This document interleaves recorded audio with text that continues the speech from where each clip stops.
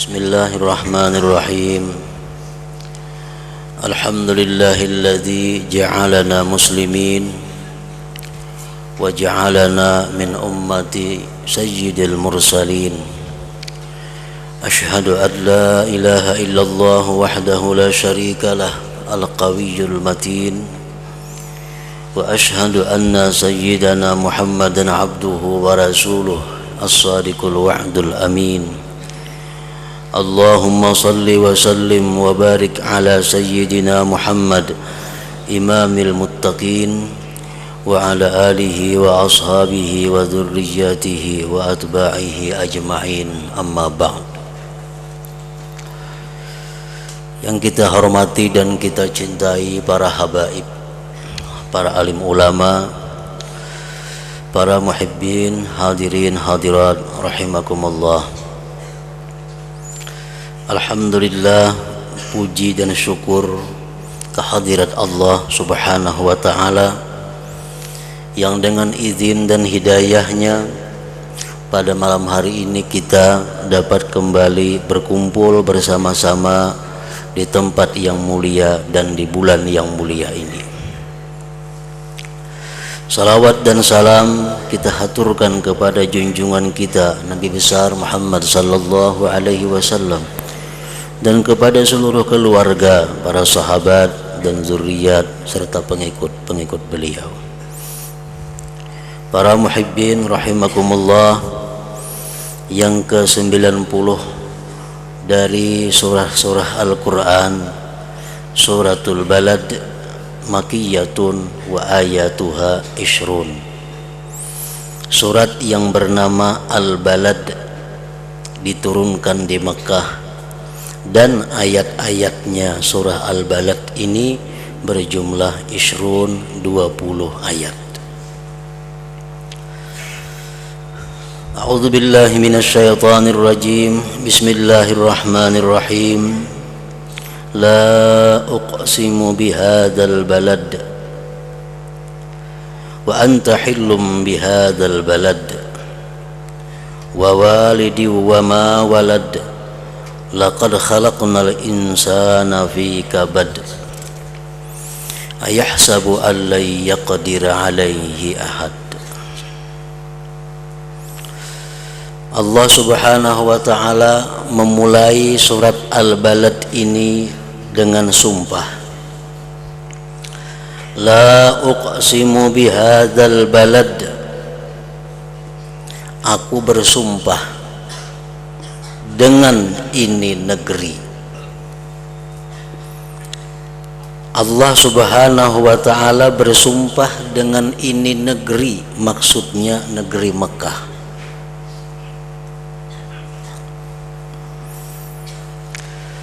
Kenapa negeri Mekah itu dijadikan sumpah oleh Allah subhanahu wa ta'ala?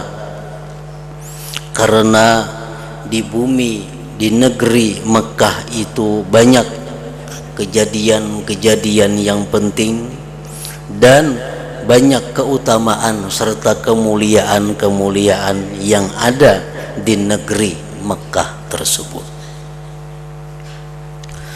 Sebagian ulama menyimpulkan beberapa keistimewaan atau kemuliaan negeri yang bernama Makkah itu. Yang pertama, ja'alaha haraman aminah. Allah subhanahu wa ta'ala menjadikan Makkah itu sebagai tanah haram, aminah yang aman. Maksudnya tanah Mekah itu disebut tanah haram karena Mekah itu adalah sangat dihormati dan dimuliakan.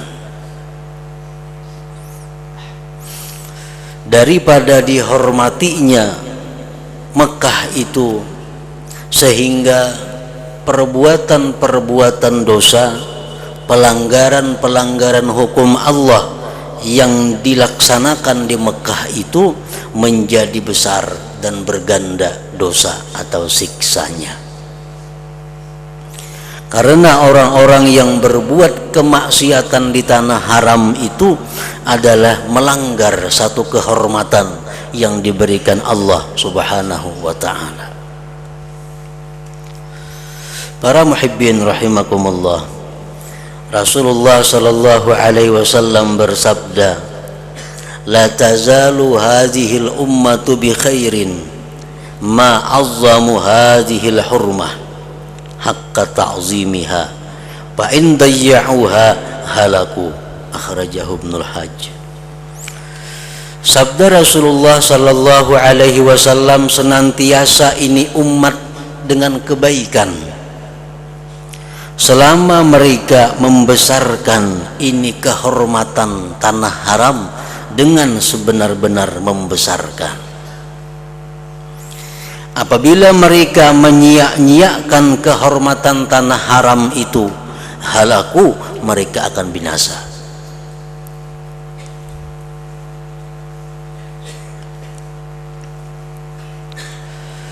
Para muhibbin rahimakumullah, sama halnya dengan bulan. Ada bulan yang dihormati oleh Allah yang disebut dengan Ashhurul Hurum, bulan-bulan yang dihormati. Salah satunya bulan yang kita berada di dalamnya, yaitu Rajab. Nah, Rajab ini bulan yang haram, yang dihormati. Di dalam kitab-kitab tafsir disebutkan bahwa pelanggaran-pelanggaran hukum Allah pada bulan-bulan haram itu menjadikannya dosa besar, walaupun di bulan lain itu dikatakan dosa yang kecil. Artinya dosa yang kecil yang kita perbuat di bulan lain, kalau dipindah ke bulan Rajab, dilakukan di bulan Rajab, dosa yang kecil tadi maka menjadi besar. Kenapa sebabnya? Lihat, kehormatillah karena dia merubik atau merusak kehormatan yang diberikan Allah Subhanahu wa ta'ala pada bulan Rajab itu.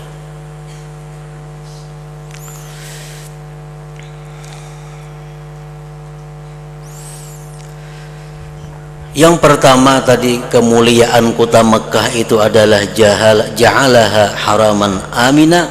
Allah jadikan Mekah itu tanah haram yang aman. Tanah haram yang aman. Aman dari apa? Kalau aman dari kehilangan, di Makkah banyak orang kehilangan. Kalau aman daripada pencupitan, di Makkah banyak cupit. Maksudnya oleh para ulama adalah menjelaskan, dimaksud daripada aman itu adalah aman daripada kelaparan. Jadi orang-orang yang di Makkah itu dijamin kada bakal kelaparan. Haraman aminah. Yang kedua, keistimewaan yang diberikan Allah kepada tanah Makkah itu adalah ahabbul bilad ilallah wa rasulih. Makkah itu paling disukai negeri kepada Allah dan Rasulnya. Rasulullah sangat cinta kota Makkah. Allah pun tentu sangat cinta kepada kota Makkah itu. Rasulullah sallallahu alaihi wasallam sewaktu beliau ingin meninggalkan Mekah, beliau bersabda, wallahi innaki la khairu ardillah wa ahabbu ardillah ilallah walaula anni ukhrijtu minki ma kharajtu, akhrajahu Ahmad. Ujar Nabi, wahai demi Allah, sesungguhnya engkau wahai Mekah paling baik bumi Allah dan paling dicintai Allah. Andai kata aku tidak diusir dari Mekah ini, niscaya aku tidak akan keluar meninggalkan engkau wahai Mekah. Nah, jadi Mekah itu adalah paling mulia negeri. Mekah itu adalah paling afdal bilad, paling afdal segala negeri. Jadi ada perbedaan, kalau paling afdal tanah, itu tanah yang di mana Rasulullah Sallallahu Alaihi Wasallam dimakamkan. Itu paling afdal buq'ah min biqa'il ardi. Tanah yang paling mulia, tanah di mana Rasulullah jasad beliau dimakamkan. Tapi kalau negeri apa yang paling afdal? Makkatul Mukarramah. Makkah al-Mukarramah. Yang ketiga, kemuliaan kota Mekkah. Fiha al-Ka'batu wal Masjidul Haram, as-salatu fihi bimi'ati alfin. Di Mekkah itu ada Masjidil Haram, ada Ka'bah. Sembahyang di Masjidil Haram itu menempati 100.000 sembahyang di masjid lain. 100.000 pahala. Kalau kita sembahyang serakaat di sana sama lawan 100.000 rakaat di sini nilainya. Nah, kalau orang sembahyang di situ 2 rakaat aja, sama kita di sini sembahyang 200.000 rakaat. Tapi bila orang berbuat dosa di Makkah, awas juga lebih buruk daripada orang berbuat dosa di sini. Nah, oleh karena itu, kalau orang-orang yang mulia, orang-orang yang baik tinggal di Mekah, menambah kemuliaannya, menambah kebaikannya. Tapi kalau orang-orang yang jahat, orang-orang yang suka melanggar hukum Allah tinggal di Mekah, lebih buruk, lebih jahat kedudukannya. Yang keempat, kelebihan Mekah itu adalah ad-Dajjal la yadkhulu fiha. Dajjal kada masuk ke situ. Jadi orang-orang yang di Mekah itu aman daripada fitnahnya Dajjal, daripada godaannya Dajjal. Karena Dajjal kada bisa masuk kota Mekah. Yang kelima, tad'iful hasanat fiha bimi'ati alfin. Digandakan kebaikan-kebaikan di Mekah itu 100.000.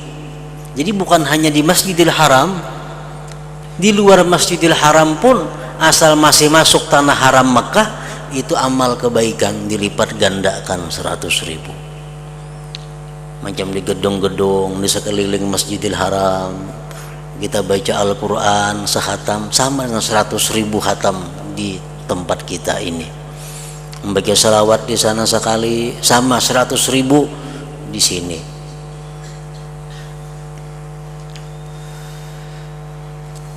Yang keenam, fiha wulidal Habib sallallahu alaihi wasallam. Di kota Makkah itulah tumpah darah kelahiran junjungan kita Nabi besar Muhammad sallallahu alaihi wasallam. Makanya itu beliau sangat cinta kepada kota Makkah. Yang ketujuh, fiha bi'ru Zamzam. Di Makkah itu ada sumur Zamzam.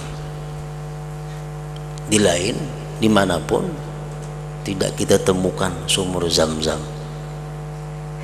yang mana air Zamzam itu penuh dengan barakah, penuh dengan kebaikan, dan bermanfaat. Air Zamzam itu untuk apa yang kita niatkan dengannya. Para muhibbin rahimakumullah, dan air Zamzam itu bisa digunakan alat pembeda antara orang beriman dan orang munafik. Nah, orang yang beriman itu kalau minum air Zamzam, dia akan merasa puas, dia akan merasa resap ke seluruh tubuhnya. Nah, itu orang yang beriman. Kalau orang yang munafik, dia minum air Zamzam sama dengan halnya minum air biasa.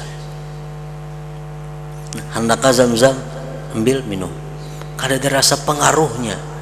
Tapi kalau orang beriman, begitu dihidangkan, disurung air Zamzam, dia akan merasa ini satu air yang penuh dengan kehormatan, ini air yang penuh dengan barakah. Lalu dia minum air Zamzam itu dengan adab dan cara yang baik. Rasulullah sallallahu alaihi wasallam bersabda, min ayati ma bainana wa bainal munafikin annahum la yatadalla'un min ma'i zamzam. Akhrajahu Ibnu Majah. Sabda Rasulullah, tanda perbedaan antara kita dan orang munafik.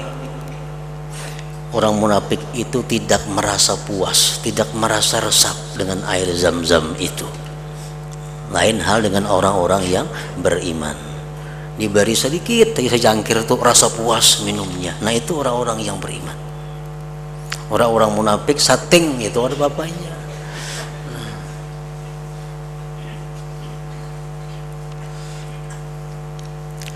Yang kedelapan, kelebihan Mekah itu adalah ahluha ahlullah. Penduduk Mekah itu disebut keluarganya Allah. Di Mekah itu ada Baitullah, artinya rumah Allah. Dan orang-orang yang hidup, yang tempat tinggal di sekeliling itu disebut ahlullah, keluarga Allah.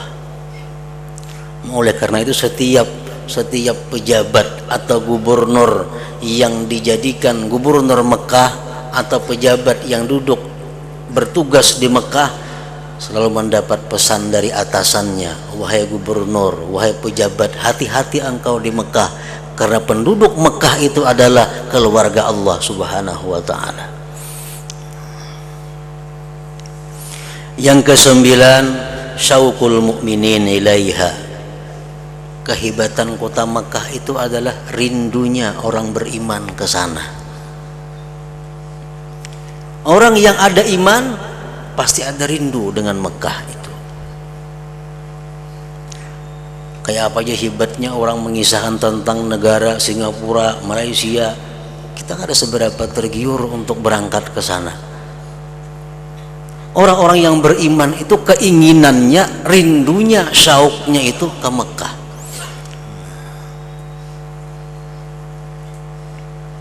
Yang ke-10, fiha aktsaru a'malil hajj.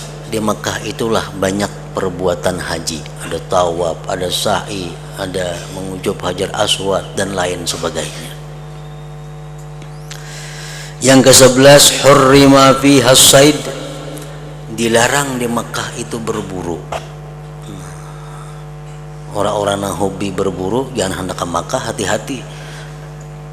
Kada boleh berburu di Mekah itu. Yang ke-12, keistimewaan Mekah itu tujba ilaihi samaratul kulli syai.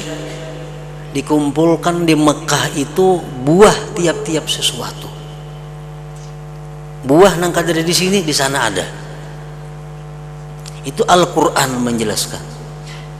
Al-Quran menerangkan bahwa tujba ilaihi samarat kulli syai, dikumpulkan, dihimpunkan di Mekah itu macam-macam buah sebagai kemuliaan, kehormatan yang diberikan Allah kepada orang-orang Mekah itu. Yang ke-13, la yukhtala khalah. Di Mekah itu kada boleh di siang dipotong rumputnya, sahabat-sahabatnya. Yang ke-14, la yultaqatu luqatatuhu illa limu'arrifin. Di Mekah itu kada boleh dipungut barang yang tercicir, kecuali kalau kita hakun mengenalkannya. Saya ada melihat di Mekah jam tangan orang jangan nak dijapai-japai. Ada melihat cincin orang dengan kartak jangan diambil-ambil, kada boleh. Kalau kita mau ambil, kita mesti mengenalkannya, mengumumkannya. Yang ke-15, la yuhmalu fihi silah. Tidak boleh dibawa di Mekah itu senjata. Orang-orang mahir balading, bekaris di Mekah kada boleh, mesti dilepaskan. Yang ke-16, la yajuzu ay ya'khudha syai'an min turabil haram wa ahjarih ilal hilli. Tidak boleh membawa sesuatu dari tanah kota Mekah itu dan batu-batuannya ke tanah yang halal. Batu yang ada di Mekah dibawa ke Indonesia kada boleh. mengambil berkah aja, betul Makkah bawa ke sini kada boleh, itu diharamkan. Tanah Makkah, tanah haram, kada boleh dibawa ke tanah yang halal seperti kita ini. Nah, masih banyak lagi kemuliaan-kemuliaan yang diberikan Allah Subhanahu wa taala kepada kota yang bernama Makkah itu. Allah Subhanahu wa taala berfirman, la uqsimu bihadzal balad, aku bersumpah dengan ini negeri Mekah tadi. Wa anta hillum bihadzal balad, dan engkau hai Muhammad bermukim di ini negeri.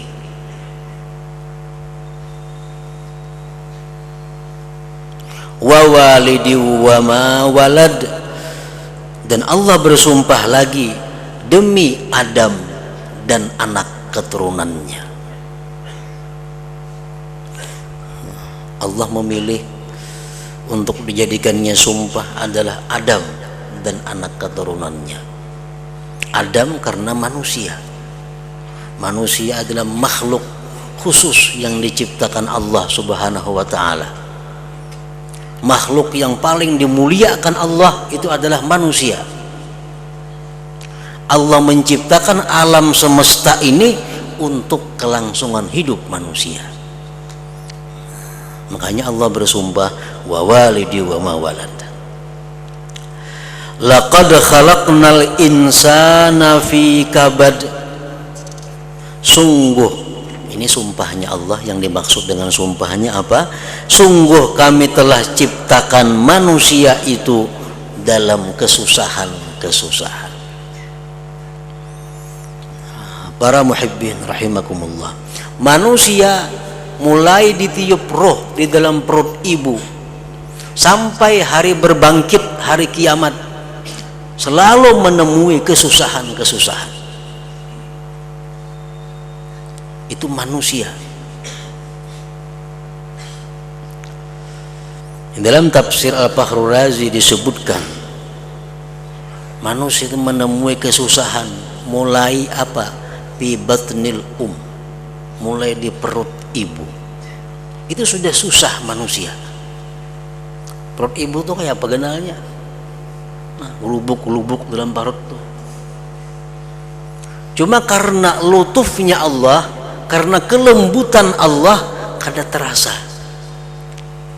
Andai kata dicabut lutufnya Allah dari janin itu, niscaya janin itu akan merasakan kesusahan yang luar biasa di dalam perut ibu itu. Summa zamanil irda, kemudian waktu dia menyusu, manusia mengalami kesusahan. Summa idza balagha fil qaddi fi tahsidil ma'ash, kemudian begitu dia semakin besar, semakin dewasa, dia akan mengalami susahnya mencari penghidupan.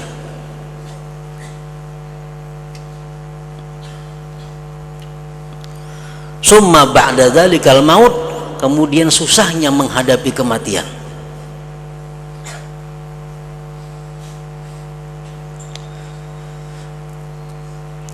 Wa amma tsani wa huwa biddin, yang kedua susahnya manusia dalam menjalankan agama. Subuh bangun sembahyang, kayaknya jam sekian sembahyang lagi. Ada maksiat menahan diri, ada nikmat mesti disyukuri. Nah, susahnya manusia menjalankan perintah agama. Wa amma tsalis wa fil akhirah, dan yang ketiga susahnya manusia di akhirat, di dalam kubur gelap gulita. Munkar nakir, pertanyaan mereka, kemudian dibangkit, dihalau menuju padang mahsyar dengan huru haranya.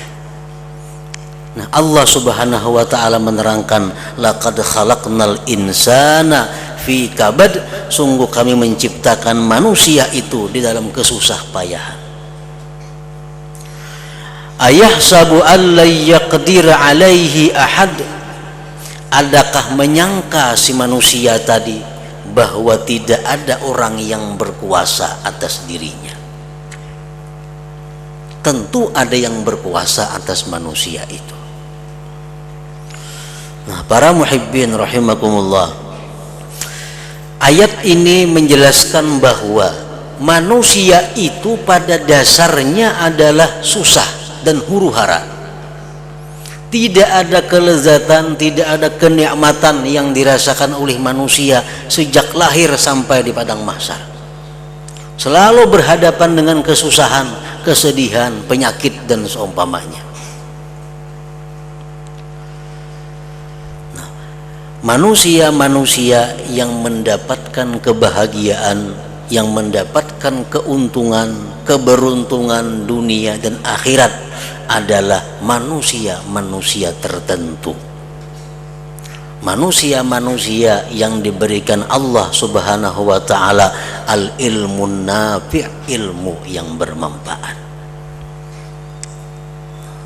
Bila manusia ini diberi Allah ilmu mengenali dirinya, ilmu mengenali Tuhannya, maka tidak ada kesusahan yang dia lewati, semua dengan penuh kebahagiaan dia rasakan. Nah, jadi ilmu itu kunci untuk menghadapi segala kesusahan-kesusahan hidup baik di dunia maupun akhirat. Imam Syafi'i rahimahullah berkata, "Man arada dunya fa'alaihi bil ilmi wa man arada al-akhirah fa'alaihi bil ilmi fa innahu yuhtaju ilaihi fi kullin minhuma." Ujar Imam Syafi'i, siapa hendak kemuliaan, kebahagiaan dunia, ilmu, hendaknya di ilmu.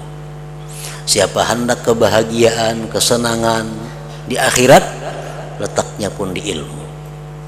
Bukan ilmu dunia, bukan seluruh ilmu agama, tapi ilmu-ilmu yang membuat kita kenal dengan diri kita, membuat kita kenal kepada Allah Subhanahu wa ta'ala. Para muhibbin rahimakumullah, sebagian hukama ahli hikmah berkata, ilmu itu terdiri dari 3 kalimat, 3 huruf, itu maksudnya. Pertama ain, kedua lam, ketiga mim. Ketiga huruf itu menunjukkan kepada 3 arti.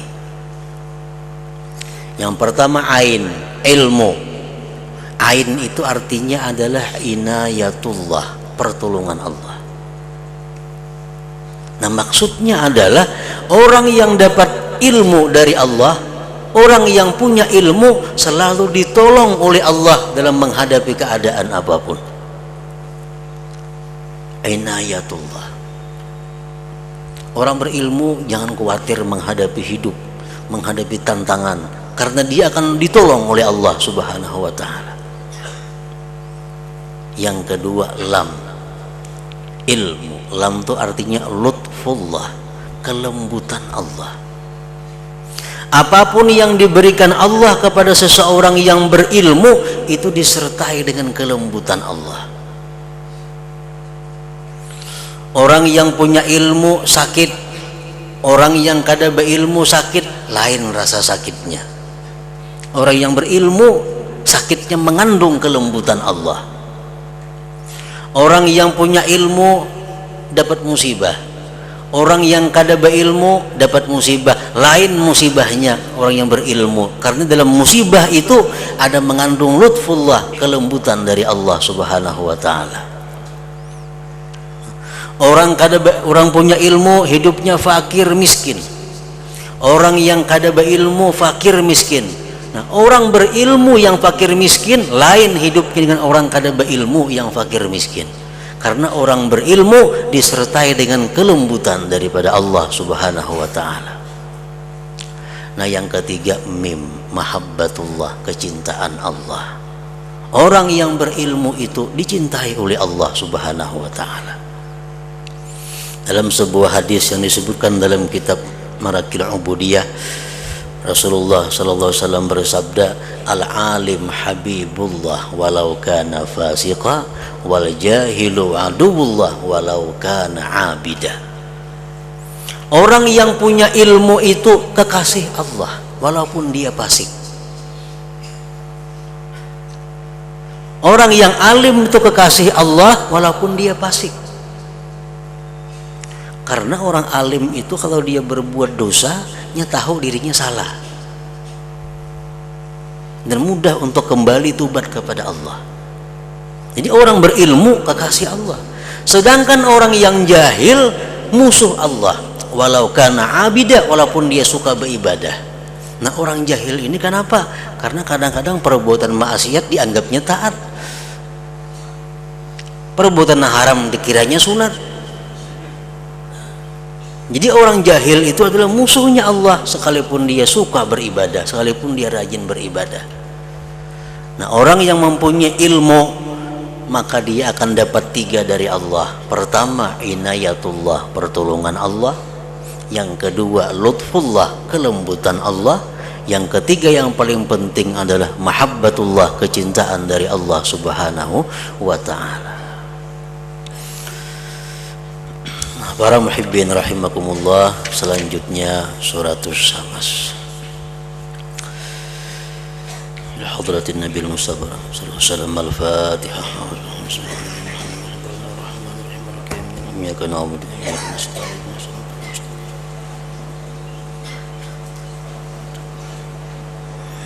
أشهد أن لا إله إلا الله وحده لا شريك له. أشهد أن سيدنا محمدا عبده ورسوله. لا إله إلا الله.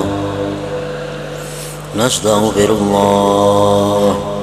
لا إله إلا الله. نستغفر الله. لا إله إلا الله. نستغفر الله. لا إله إلا الله. ونتوب إلى الله. لا إله إلا الله. محمد رسول الله صلى الله عليه وسلم.